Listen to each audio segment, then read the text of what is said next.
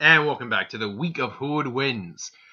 Obviously, I didn't get to let you Mondays because it was Christmas. So, yeah, forgive me if I know sometimes I'll do stuff on Christmas. Obviously, this first Christmas after my mother's passed, a little difficult was a little hard for all of us. So I just decided no videos just to make it easier on us. But we're back, and I'm cramming out 2 today. I'm going to do pre-record 1 for tomorrow. I'm just keeping everything in order. So we have, again, we're going back to the Sternritters again, and we're up to S, going backwards in our alphabetical nature of the Sternritters. Again, just to preface to anyone who is not aware what a Sternritter is or who this character is, if you are familiar with the manga Bleach, manga/anime, which from what I can tell, we might be getting this arc as the final arc in the anime. They might be bringing it back to that, which, yes. I'm really stoked about it. I'm like, because I saw like an article for like a poster of them saying 2018 and had that. So either we're going to get some OVAs or maybe a movie or 2, or they're going to do the last season. Anywho, for those of you who are familiar or have not read it, in the manga Bleach, it's about spiritual beings, things along those lines. There's a group of people called Quincy's, and there was in the final arc a select group of Quincy's called the Sternritter. All had standard abilities like arrows or like spiritual energy arrows, super speed, like standard stuff, toughened skin. But there were 26, technically 27? No, actually technically 28. I think it actually technically went up all the way up to 29. No, 30. But overall, there's 26, technically speaking. Quincy, who all had an ability called the Sternritters, all had an ability correlating with the letter of the alphabet. Now, I started backwards with Z because the leader had the letter A, and I wanted to save him for last because he's the strongest of all of them. So I figured to go backward. We started with Z, and right now we're on S. Now, S stands for, or S is for Masque de Masculine. As you can see with the picture I used, and I wish one of these days, I promise you, I will get actual editing or, just software that lets me put the image I'm looking at on the screen. One of these days, I promise you. And he is Sternritter S, the superstar. And Sternritter S, Masque de Masculine, basically acts like a luchador wrestler, but also acts kind of like, hey, I'm going to be the hero and seek out justice wherever I can, stomp out evil. But yes, he is very big into physical power. He's very physically powerful. He's capable of firing a blast from his. Where's a belt with a buckle? Unlike it serves the same function as. Okay, no, that's not the belt that did it. It's the star at his forehead he was able to release. But he's capable of. He's actually an expert in hand-to-hand combat, usually using like wrestling moves, clotheslines, super strength due to his size, enhanced strength. He can. Just reading. I've got the information right in front of me. He can grab a powerful like giant arm. He's incredibly physically strong.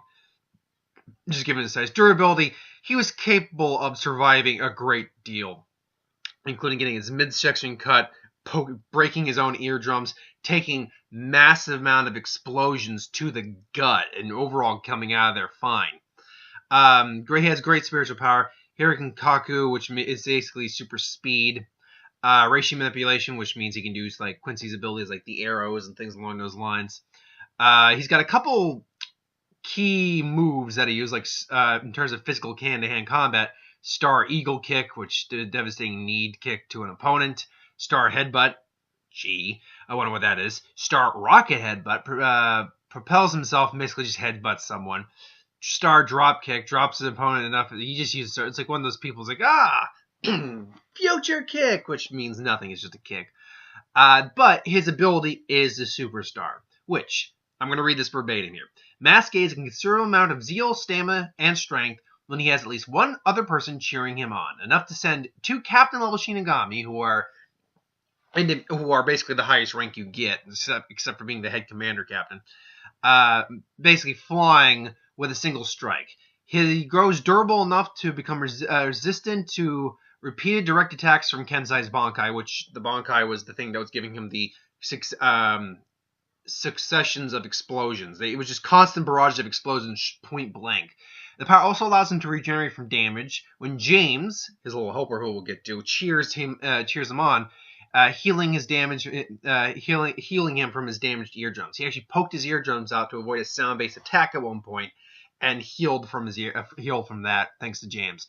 After receiving enough cheers from James, Mask is able to power up to a new form in a process called Star Power Up. In his power up state, Mask changes his black mask with a stylish black and white star pattern one. Most of his clothes disappear. He's got stars covered his nipples. It's kind of really weird. This ability also links Mask support to him, allowing James to be revived indefinitely so long as Mask himself lives. Power Mask receives from his ability allows him to swiftly defeat 2 Bankai wielding. Again, Bankai is about as powerful as you get. Bankai vary from captain to captain, or user to user, but that's generally as strong as you get. His Volstagg, or his powered up form, as it's so affectionately called, is basically when he wraps himself it's like his power up form. A lot of them are unique. You get like wings, angel wings, stuff like that. His looks more like a cape with a star in the background. He can fly, and he has an ability called Star Flash Supernova, which Mask flies high into the sky, traces out a giant pentagram star shape using his Racy on his wings, and then Mask flies above the pentagram and calls out the name of tech, after which a massive star-shaped blast crashes and basically creates a giant explosion. Now, James is a short, chubby, bespectacled, bald man who follows Mask around during battles. He seems to have immense respect for Mask and enjoys cheering him on, as well as becoming immensely upset when Mask appears to be losing. He also has the habit of referring to Mask as Mr. His cheers act as a source of Mask's superstar ability, increasing all his physical attributes as long as James continues to cheer him on. James is later bifurcated in order to prevent his cheers from being empowered. However, after revealing he can still cheer when even being bifurcated, he's cut into teeny pieces. However, James reveals he possesses amazing regenerative abilities by growing a new copy of himself for each piece of himself. So long as Mask is alive, James will eventually be reborn. However, when Mask's death, he dies as well. So he's his personal cheering section with basically nigh invulnerable cheering capabilities. But if you kill Mask, he will not emerge. And there's there's a small window period that James needs to wait to regenerate from. So Mask was killed. He was killed. He got incinerated by an attack. So he is immensely powerful. There we go. He's immensely powerful. Very strong opponent. Now, when I'm thinking of who to put him against, I'm like, who? It's got to be someone who's cheer-based. Someone who gets their abilities from someone cheering them on. And then I realized, then it immediately clicked to me, just going through random stuff, like Ember Mclain from Danny Phantom, or Ember Mclain. I always called her Ember Mclain in my head, but apparently it's Ember Mclain. Now, there's no actual origin for a lot of the ghosts in Danny Phantom, or at least a lot of the villains. However, that being said, I believe the creators even said that she was like an unpopular girl who wanted to be a rock star, stood up at a date, was so tired because she spent all night waiting for him that she went home and burned to death in her house, hence the fiery ghost abilities. Now, being a ghost, and this actually makes sense that she's a ghost in this fight, they can actually fight on a real basis. Ember has many of the same abilities as ghostly characters on the show, including autokinesis, which with her guitar literally has her ability to control sound. Standard ghost powers, including flight, invisibility, intangibility, teleportation. She appears in a purple cloud of smoke or a half-flame tornado. Ghost rays, pink energy, fires a pink energy blast. Hypnotic music. When she plays her guitar or sings, she can hypnotize people, usually young people, although she can hypnotize adults and those who think they are adults as well. Chanting powers. The big one. Whenever people chant her name, she seemingly causes her hair to flare while they rapidly grow in power. This is both her biggest advantage and worst weakness. If people cease chanting, her ponytail goes out, rendering her powerless. Spectral body manipulation. She can manipulate the shape of her body in order to take the form of a flame. Superhuman strength. While chanting, she's strong enough to easily overpower Danny, who's strong enough, I believe, it's somewhere to lift a couple tons. I think like 10 tons, somewhere in that, if he's really pushing himself in ghost form. So that means she's strong enough to probably overpower him in that. So let's just say half, so 15 tons. Superhuman resistance. Her physical durability was considerably higher than many other ghosts, including Danny, while being chanted by the whole world. However, without the chanting or others, she is still highly resistant to all forms of physical damage. So, like most ghosts, she can let things fade. She can still get hurt, but she's more durable than the average ghost. And when chanting, she was far more powerful than your average ghost. Superhuman stamina, higher stamina than a normal person. Superhuman reflexes, healing factor, can heal her wounds just in a matter of seconds as being a ghost. Ecto Tornado Cage. While her name was being chanted by the whole world, she created an upside down Ecto Tornado, basically Ecto Energy. Ecto Bubble traps people inside. Pyrokinesis, she has the ability to use flames as her attack. Power Augmentation. Ember has the ability to enhance the powers of others. One such example being when she does Kitty's Bashing Kiss. Apparently, she's she can augment others' abilities. She's also a master guitar player and singer. She wields her electric guitar, which has icon powers. So the icons are effective music notes, presumably playing normal music. A spiral for hypnotizing people, a flame for a flame attack, a heart symbol for a love spell, a skull for a skull beam, a punch for a fish-shaped energy beam, a wave, generating a wave or sonic wave. She can also trap people in ecto bubble that no human can pass through. She can also use her guitar as a flying board or a sword in close combat. Weakness, though, is that she has ghost inherent weaknesses like Ectoradium, which is like their kryptonite, Blood Blossoms, which is a flower, anti-ghost weapons, and chanting. When you're not chanting, that's her main weakness. So, Ember's a pretty strong cookie. Now, how does this fight break down? Let's say the Quincy, or I don't know, or having a day off. It's like, Yuak, who was the leader, just like, fine, we've had an update. Go see a show or something. So Sternritter Mclain and a couple of others are, we're having fun here. We're gonna go see a concert, and then it's Ember Mclain, and she shows up, and and then he knows like, this music, it's weird. It's like, you evildoer, stop this! In the name of justice, I shall smite out your evil. Or however that's the thing. I don't know how most of these guys. I've got ideas how some of them sound in my voice. I have no idea how this guy would sound. I don't know if he would sound like a lucha libre or luchador, or if he would sound Hispanic, or if he would just be like a white guy with a mustache, because almost all their names are German-based. Because they're based, they are like the Wandreich, which is what they are called. It's German sounding. So, a lot of them were German-based names. So, I don't know with this guy. I just don't. But anyway, he gets up there, he gets out of his road, and James is cheering. I was like, yes, Dalen, masculine. It's like, Ember Mclain, Ember Mclain. So, you got a whole crowd, and you got him cheering on, and the fight breaks down. And, he charges in, it's like, Star Lariat. And, she just phases through, just whoop. Because, ghosts work differently in the Bleach universe than they do in the Danny Phantom universe.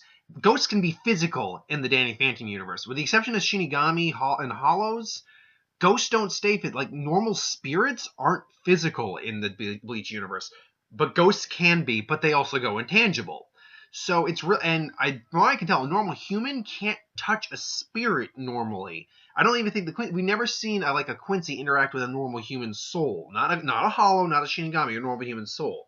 So I'm going to have to operate on the logic that human-wise, he is not going to be able to hit her if she goes intangible. But she stays physical, sure, yeah. So he's going to go, and she's going to go intangible. She's going to duck. I'd say she maybe duck and just then starts fires music. And it's like, you're all going to be saying my name. And then says, it's like, say my name. And then, it starts to hypnotize, tries to hypnotize him. But, he's not affected by it really at all. And then just comes in again, maybe comes in more fists. It's like, whoa. She actually gets maybe nicked a bit. Just whoa. And then maybe fires a Quincy arrow. Not that we see him ever do it, but we know he can. So just reappears behind her and just boom. Just blasts her down. She gets up. Fire suddenly comes out. He gets near and almost engulfed, but he gets out of the way. James is still cheering. Masculine. Or Mr. Mask. However he would cheer for him. So, then it's like, you can't stop me, evildoer. I will stop you. It was like, well, they keep saying my name, so you keep thinking that. And then she plays a guitar note. Let's say it's the skull, blasts him. He gets, she keeps blasting him, firing, and then he's, James. It's like, you can do it, masculine. It's like, that's right, I can. And then he goes into a power-up form. So all his abilities are now enhanced. Does the star beam from his head. Just, it's like, whoa! And then he just clotheslines her all of a sudden. Just, boom, smashes her down on the ground. She's like, Argh. It's like, she's upset, gets the tornado. So he goes, whoa, whoa. He can't do anything against the tornado because, I mean, James can cheer all the hell he wants. There's not much he can do. He's stuck in a whirlwind. It's like, and he grabs on. It's like, you get done. And then Ember realizes this one guy's not. Cheering for her. She's cheering for the other. Like, she realizes that he's still getting stronger. It's like, so I see. So your power still works like mine. Well, what happens when he stops cheering for you? Now, and I realized this as I was doing the actual scenario, James almost always follows Mclain, but James clearly doesn't seem like a bright individual. But he also doesn't seem like an old guy or a young kid either. He seems like an adult, even though she can take over adults' mind. The question now quickly becomes, does she take over James? Can she control James to make him cheer for her?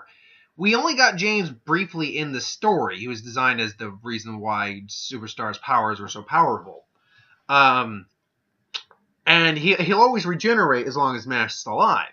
But the question is, can she control him? There's nothing that says in the Bleach manga that says she couldn't. Now let's be clear. He was very devoted to Mask de la Mask, or Mask de Masculine. He was very dedicated to Mask. But he was never up against an ability that would control him. Like if they were going up against Aizen, who could control senses, or anyone with like a hypnosis ability, there's nothing to say that might not have worked, and they would stop cheering for him. So I honestly have to go with the theory that yeah, she could take over James. She could possess James. The minute that James stops cheering for Mask sees that. He would be in trouble. Now, that being said, he would quickly realize that James has stopped cheering for him, so he would hear Kaku over there, however, because he's clearly... Ember can teleport, but that would be relevant. He would get over and say, James! Like, Ember Mclain, James! And then he kind of goes, smacks him a bit, and just, wow! And then that smack knocks him the hell out. I'm so sorry. Someone getting an update. So, that being said, I think Mask would eventually just smack him real hard. Just actually, all he'd really have to do is just boom. And, yeah, because here's the thing. If he's under a spell, he still got killed, remember. He just regenerated from that. Or he killed. So, I theoretically think that if he, like, smashed him and then he regenerated from that, it's like, sorry, my buddy, you were under a spell. It's like, it's okay, Mr. Mask, you go get her. So... yeah, she would take over him, and maybe it would affect the fight for a little bit, and he would Mask get weaker, but then he would just maybe like tear him apart, and then get the little mini Jameses, and then they cheer for him, and then he goes into his Volstagging, which he's got the cape, and so it's like, ha, ha, ha, you evil harlot, justice will not be denied, and then he goes and like just appears in Star or Supernova, as he appears, and then she realizes like, oh crap, and then just blast the entire... Now remember, these Quincy's don't really give two shits about humans as well as Shinigami, so a lot of those people might be dead. So he would kill the entire stadium. Maybe she was able to go intangible quick enough or long enough to avoid most of the pain, though I still think she'd probably get hit due to the properties of spiritual energy. So she'd be like, it's like, you, say my name! And then she hears like a couple people just... so she realizes that, what? It's like, ha, ha, ha. Yeah, I realized your powers were the same as mine. Unfortunately for me, you had more people on your side. So I eliminated that. Now you have maybe a couple, and then he just squishes all their heads, because people in Bleach are far more brutal than people in Danny Phantom. So, and then it's like, now who do you... Now, and then he just starts cracking his knuckles as James eventually does reappear. It's like, masculine! So Ember just recently realized, like, no, say my name! And she tries to hypnotize James, like, that will not work this time, evil being! And then he just swats her spell away, grabs the guitar and crushes it, like, and then just ends it. I mean, she can't kill... Well, actually, technically, they do say you might be able to kill a ghost in the Danny Phantom world. They're technically different beings. They're not just dead, they are technically different. So he somehow would, like, like, this is over, for the name of justice, and blast her head off or something like that. So yes, if it wasn't for the fact that she couldn't take over James, I actually might have given it to Ember long term because she just had more people chanting for her, and it increased her power more exponentially than it increased masculines. However, because I think she could take over James, but Mask would understand what was going on and basically correct the situation by crushing him and then um, having him reform. I don't think she takes over James, and therefore I think in terms of raw overall power, in terms of pure destructiveness, I think Mask holds the edge. And plus, strategy-wise, he can easily just clear the field because the Quincy's don't have qualms about killing humans if they have to, especially just particularly the Sternritters. Normal, like the just standard, like the main one we fought, Uryu, he wouldn't kill a normal person unless he absolutely had to.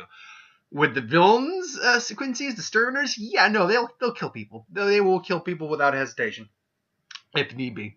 So, yes, that is a thing that happened. And now, does Ember win?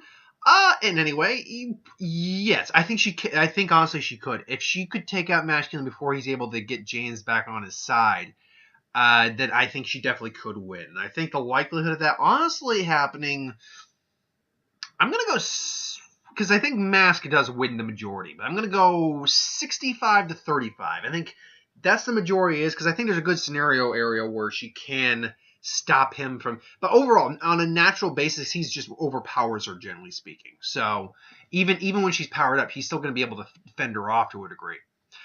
But I'm gonna go 65 in favor of Mask, but 35 she's got a solid 35% chance, I think. But hey, if you think different, that's cool. Let me know. Put it in the comments below. Let's have a fun little conversation. Thanks for watching. I hope you enjoyed. Like, comment, share, and subscribe. As always, if you want us to review something, put in the comments below. Let us know. We'll do a review of it at some point. Ideas for who would win, Star Wars, superhero, magic, whatever. Anything you do in the channel, put that in the comments below as well. I'll get to it at some point. Be back in a little bit with another who would win. And we got The Shape of Water tonight. So thanks for watching. I've got like 2 other movies I'm probably going to catch over the week.